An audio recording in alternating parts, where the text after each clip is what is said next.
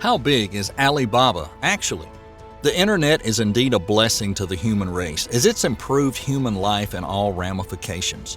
One of its significant roles is played in the e-commerce industry, making, buying, and selling of goods and services easier around the world, and connecting businesses to their consumers. E-commerce is a business model in which trade takes place over the internet using phones, laptops, and tablets. Virtually anything can be purchased on e-commerce platforms today. E-commerce platforms operate majorly on 4 marketplace segments, which include B2B or business to business, B2C business to consumer, C2C consumer to consumer, and C2B consumer to business, making customers and manufacturers' interactions very easy. However, some e-commerce platforms make this a reality, and therefore in this video, we'll be looking at one of the renowned giants of the e-commerce business in this age, the Alibaba Group. Without further ado, let's jump into the video.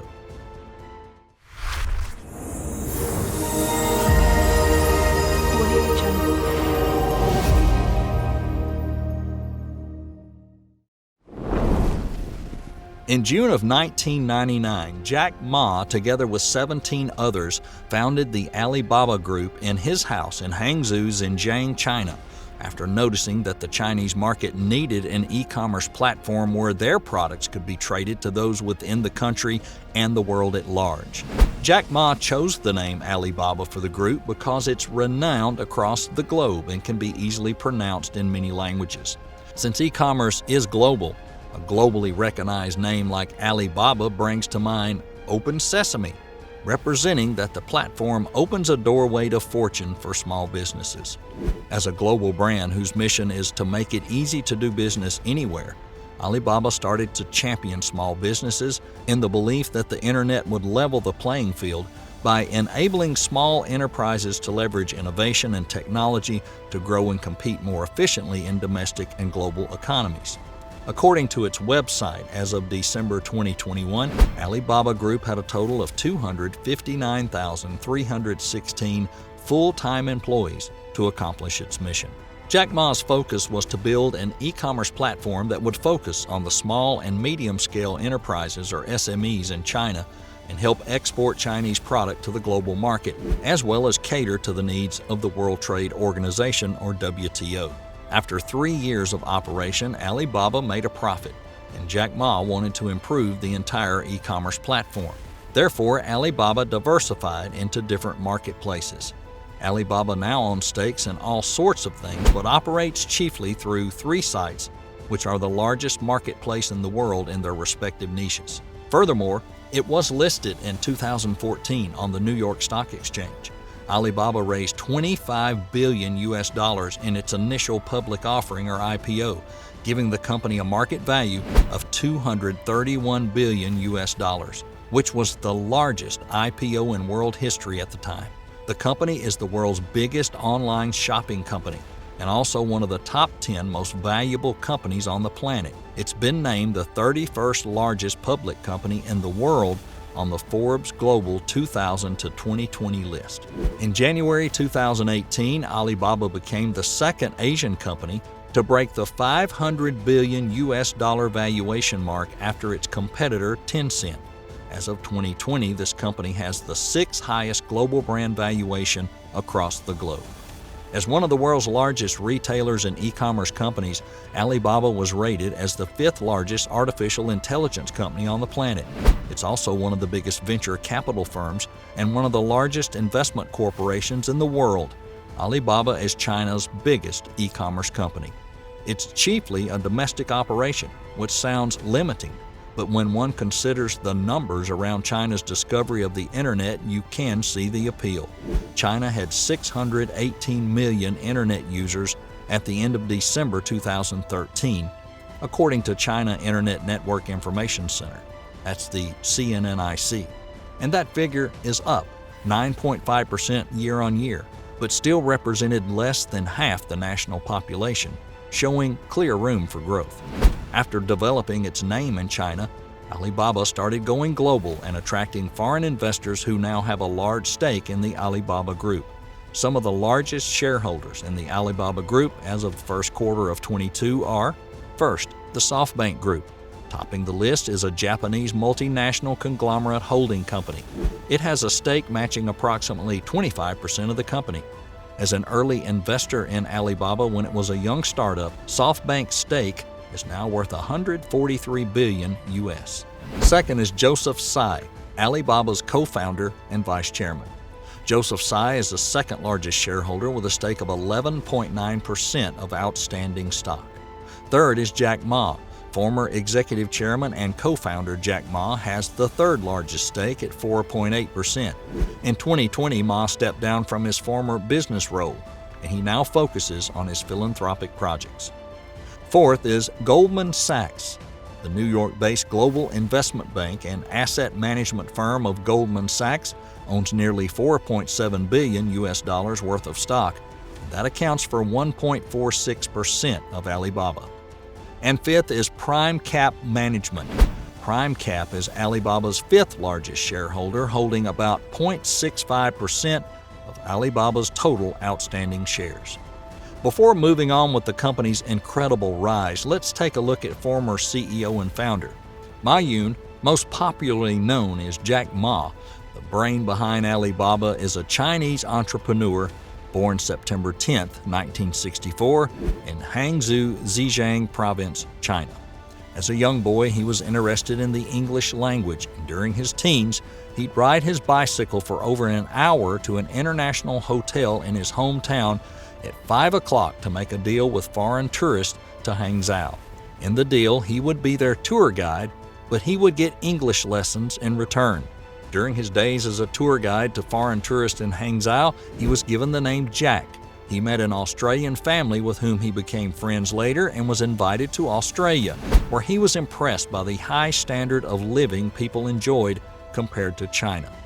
As a child from a poor background, he knew education was important to have a better chance in life, so he upped his game in 1982 and took entrance exams at Hangzhou Teachers College, where he failed twice due to weaknesses in mathematics. Furthermore, he was admitted in his third try in 1984 and graduated with a bachelor's degree in art 4 years later. After graduation in 1988, he was rejected in 31 different jobs he applied for, including a job with KFC. For 5 years, Jack Ma taught English at the Hangzhou Institute of Electronics and Engineering, which is today's Hangzhou Dianzi University. After quitting his teaching job in 1994, he founded his first company, the Haibo Translation Agency, which provided English translation and interpretation. In 1995, he made a trip to the U.S. to help a Chinese firm recover payment and was introduced to the internet for the first time during this trip. Although Jack Ma had no experience with computers or coding, he was captivated by the internet when he used it and instinctively recognized the role of the internet in years to come. For the first time during this trip, Ma made his first online search, beer. He aimed at getting a Chinese beer and one of the results. But to his great surprise, he didn't get the result he desired. He also searched for general information about China and found none. He decided to found an internet company for China, and with the help of his friend, they created a website for China. Within 3 hours of launching the website, he received emails from Chinese investors wishing to know about him. On getting back to China from his trip in April of '95, Jack Ma, in conjunction with Yibing, a computer teacher, and his second company China Pages, one of the pioneering internet companies in China, and registered the domain chinapages.com a month later in the U.S. Within 2 years of launch, China Pages made a profit of $800,000 US by helping businesses in China create a website. He left the company due to the fierce competition with Hangzhou Telecom. After heading a government-backed internet company from 1998 to '99, he thought of exploring the opportunity of the internet even more. So he quit and persuaded his team of 17 people to return to Hangzhou with him, and they founded Alibaba Group with 500,000 yuan. The rest is history. So back to our story. After going global, the company started buying lots of companies and has today a wide range of brands as it continues to solve problems and provide comfort by branching out as it grows. Following its founder's vision, Alibaba has been an investment bender, having stakes in different industries like e-commerce platforms, digital media, smartphones, education, travel, retail logistics, cloud computing, and artificial intelligence, fintech, and online payment and entertainment services. The company started as a host of the largest B2B, which is Alibaba.com, which connects Chinese exporters with companies elsewhere in the world.